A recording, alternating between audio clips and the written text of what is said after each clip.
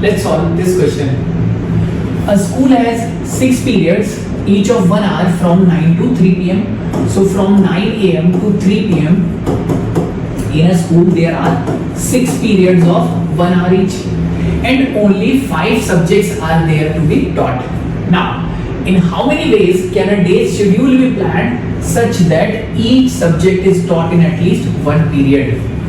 So I need to find the number of ways in which a day's schedule is planned so that each subject, there are 5 subjects, so each subject is taught in at least 1 period. That is, if there are 6 periods, 1, 2, 3, 4, 5 and 6, I have to teach each and every subject at least for once. That is, let's just assume in period 1 I take subject 1, then subject 2, subject 3, subject 4, subject 5, and then in this 6th place one subject will be repeated, because all these 5 subjects are used, no other subject is left, so I have to taught one subject from among them.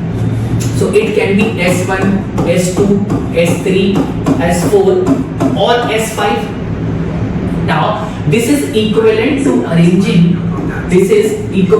arranging 6 subjects, that is S1, S2, S3, S4, S5 and S6. Oh sorry, this cannot be S6, it has to be one among 1, 2, 3, 4 and 5. So 1 to 5, these are exhausted. I have to use, it can be S1, so I am just taking one specific case where it is S1.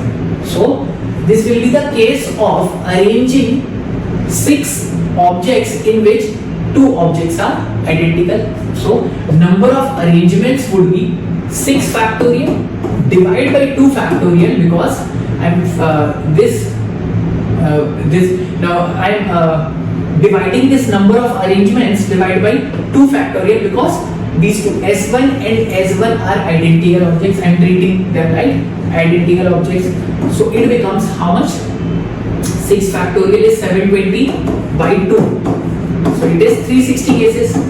Now this 6th place can accommodate any of the subjects.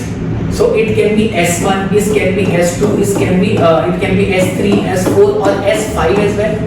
So how many cases are possible, or how many total cases are possible? This is one such case when S1 is repeating, S2 can repeat. So how many subjects are there? There are 5 subjects. So total number of cases would be 360 into 5, that is 1800 total cases are possible. So correct answer to this question is option C.